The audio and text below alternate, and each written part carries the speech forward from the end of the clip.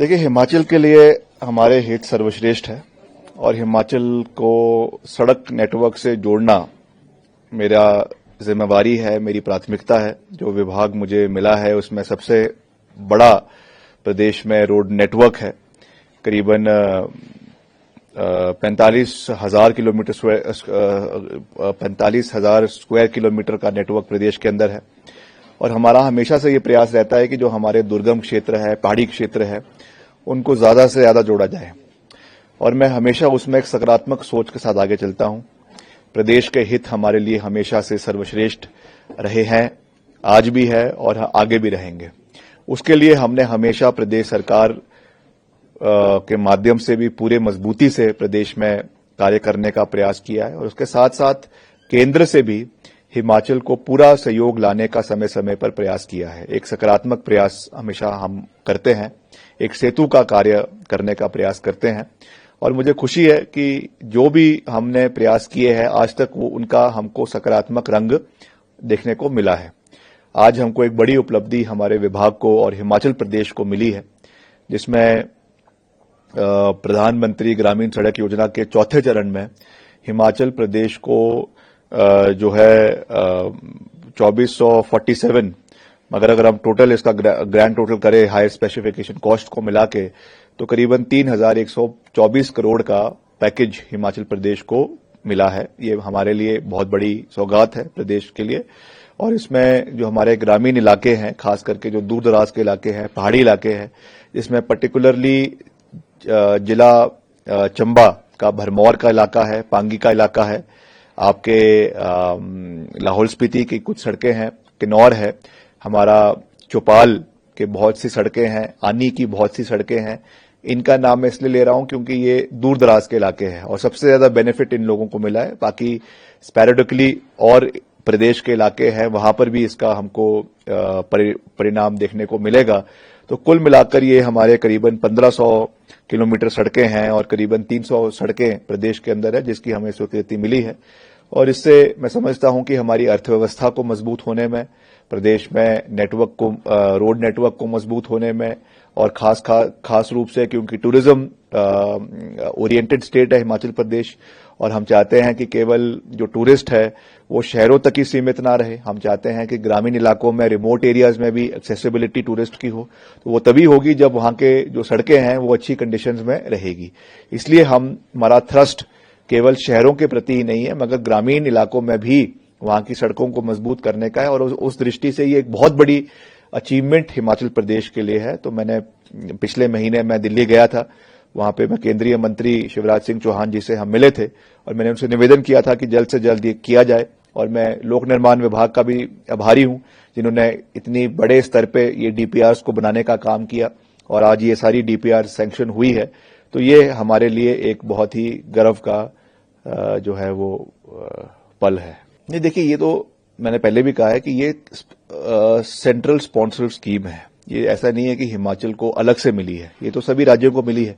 मगर ये जरूर है कि जितना हम यहां से अपने आप प्रेपरेशन करके जितनी ज्यादा डीपीआर भेजेंगे उतना उसमें सैंक्शन बढ़ जाएगा, ये जरूर है। अगर हम यहां से 100 ही डीपीआर भेजते तो वो तो 100 ही देते, 100 से 200 तो नहीं हो सकती थी। तो ये इसका श्रेय लोक निर्माण विभाग को जाता है कि उन्होंने मैक्सिमम डीपीआर बनाई।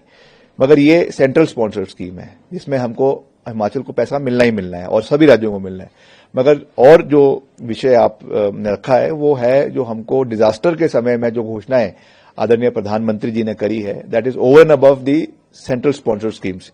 तो उसमें अभी तक हमको कोई खासा मदद 2025 में जो नुकसान प्रदेश में हुआ और आदरणीय प्रधानमंत्री जी ने उसमें घोषणा भी करी, उसमें कोई बड़ा सहयोग हिमाचल को नहीं मिला है। That is a ground reality और वो आंकड़े भी उस बात को जो है वो सब्सटैंशिएट करते हैं कि अभी तक कोई भी उसमें सहयोग over and above what we are getting under the central sponsored schemes वो हिमाचल को अभी तक नहीं मिला है। नहीं, आई 100% मैं आपकी बात से सहमत हूं कि प्रदेश में जिस तरीके से, प्रदेश की बात ही नहीं है, वैसे तो ये एक ग्लोबल फिनोमेना है।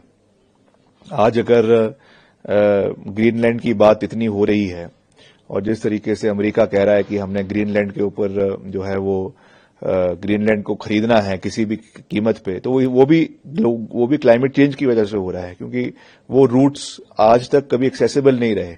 आज तक मैरीटाइम रूट्स में वो कभी भी एक्सेसिबल नहीं रहा, मगर जितना वहां पे बर्फ पिघल रही है, तापमान लगातार बढ़ रहे हैं, उसकी वजह से आज नए रूट्स तो बन रहे हैं, मगर हमारी जो इकोलॉजी है, हमारा जो फ्लोरा फोना है, हमारा जो इकोसिस्टम है, वो डिस्ट्रॉय हो रहा है।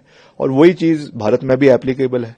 वही चीज जो हमारे हिमालयन हमारा रेंज है, हिमालयन जो इकोसिस्टम है, यहां से लेकर आपका नॉर्थ ईस्ट तक, वहां पर भी वो एप्लीकेबल है। जिस तरीके से सड़कों का निर्माण हुआ है, जिस तरीके से पहाड़ों का चीरहरण हुआ है, जिस तरीके से पेड़ों का कटान हुआ है, ये हमारे लिए चिंता का विषय है।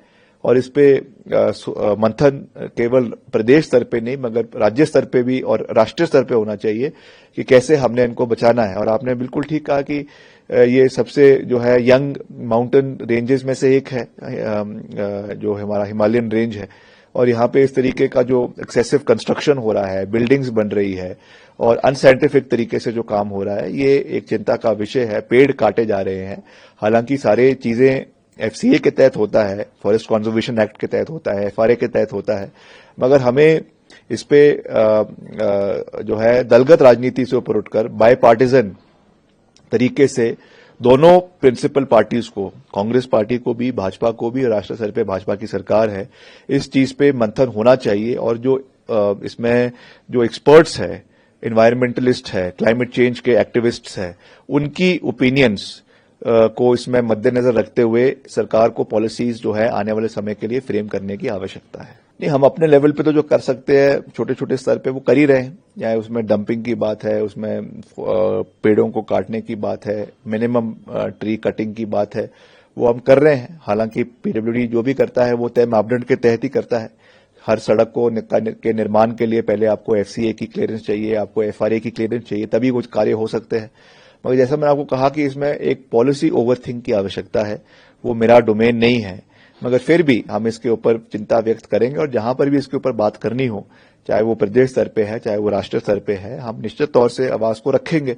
क्योंकि डेवलपमेंट का तब तक कोई मायने नहीं है जब तक हम अपने पृथ्वी को या हमारा जो एनवायरमेंट है हम उसको सेफ गार्ड ना करें। अगर वही खत्म हो जाएगा तो इस तरीके की डेवलपमेंट का तो कोई फायदा नहीं है।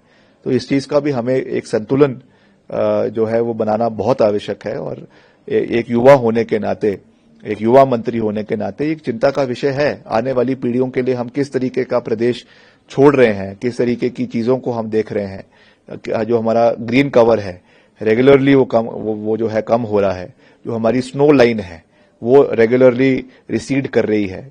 तो ये हमारे लिए एक बहुत बड़ा चिंता का विषय है।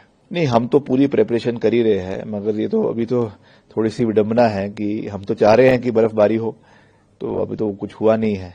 मगर फिर भी इन एंटिसिपेशन हमने जो भी इसमें प्रोटोकॉल्स है, सेट प्रोटोकॉल्स है, गाड़ियों लगाने का है, या आपके जेसीबी मशीन्स है, पोकलेन मशीन्स है, जहां पे भी डिप्लॉय होनी है वो की जाएगी।